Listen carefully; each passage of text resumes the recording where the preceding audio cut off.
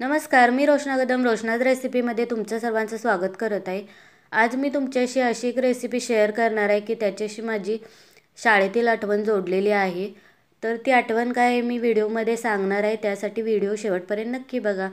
तर इथे मी 1 किलो पावट्याच्या शेंगा सोलून घेतलेल्या आहेत। याला कोल्हापूर भागात वरणा म्हणतात। तर वरण्याचं उसळ मी आज तुम्हाला बनवून दाखवणार आहे। तर या शेतातील फ्रेश शेंगा आहेत, त्या मी सोलून घेतलेल्या आहेत। त्या पटकन शिजतात।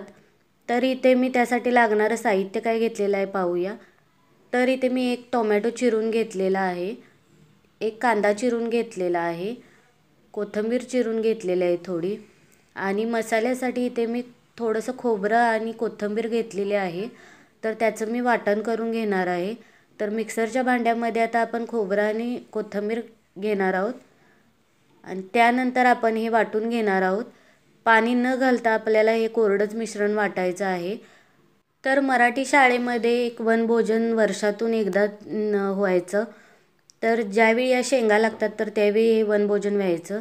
तर त्यावेळी प्रत्येकाने एक ग्लासभर आपले शेतातील वरण्याचे शेंगांचे दाणे आणायचे आणि एकत्र चुलीवरती त्याच्या उसळ बनवलं जायचं। त्यामध्ये ॲडिशनल वांगं बटाटा हे पण टाकलं जायचं। तर इथे मी वाटण वाटून घेतलेलं आहे। तर मी कढईमध्ये तेल गरम करायला ठेवलेलं आहे। नेहमीच्या भाजीपेक्षा आपल्याला थोडंसं जास्त तेल वापरायचं आहे। तर तेल गरम झाल्यानंतर आपण त्यामध्ये फोडणीसाठी जिरे टाकून घेतलेले आहेत। जिरे तडतडल्यानंतर आपण त्यामध्ये कांदा टाकणार आहोत। इथे तेलामध्ये कांदा टाकून घेतलेला आहे। त्यानंतर आपण टोमॅटो टाकून घेणार आहोत। कांदा आणि टोमॅटो थोडंसं परतून घ्यायचं आपल्याला। थोडासा सॉफ्ट झाल्यानंतर आपण त्यामध्ये बाकीचे मसाले टाकणार आहोत। तर अशा पद्धतीने थोडंसं सॉफ्ट होईपर्यंत आपल्याला कांदा भाजून घ्यायचा आहे। कांदा आणि टोमॅटो भाजून झालेला आहे। त्यानंतर आपण यामध्ये जे खोबरं आणि कोथिंबीरचं वाटण केलं होतं तर ते टाकून घेणार आहोत। तेही थोडंसं तेलामध्ये आपल्याला परतून घ्यायचं आहे। तर अशा पद्धतीने मी वाटण टाकून घेतलेलं आहे आणि पाणी न टाकता आपल्याला हे कोरडंच वाटण आपल्याला तेलामध्ये छान परतून घ्यायचं आहे। थोडंसं तेल सुटल्यानंतर आपण त्यामध्ये कोरडे मसाले टाकून घेणार आहोत। तर पाहू शकता इथं थोडंसं तेल सुटलेलं आहे मसाल्याला। तर यामध्ये आता आपण 1 छोटा चमचा हळद टाकलेली आहे। त्यानंतर आपण त्यामध्ये 2 चमचे लाल तिखट टाकलेलं आहे। हे कोल्हापुरी लाल तिखट आहे। तर यामध्ये सर्व मसाले ॲड असतात। तर यानंतर आपण मीठ टाकून घेणार आहोत। चवीनुसार मीठ टाकायचं आपल्याला। अंदाजे इथे मी पाऊण चमचा इथे मीठ टाकलेलं आहे। तर मसाले टाकून झालेले आहेत। आपण आता एकजीव छानपैकी हे मिश्रण मिक्स करून घ्यायचं आहे।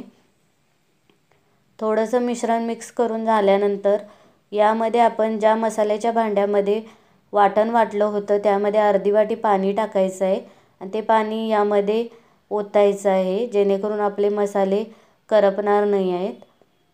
तर या मिश्रणाला थोडंसं एकजीव होऊ द्यायचं आहे, छान उकळी येऊ द्यायची आहे। त्यानंतर आपण जे शेंगा सोलून घेतल्या होत्या त्याचे दाणे आता यामध्ये टाकून घेणार आहे।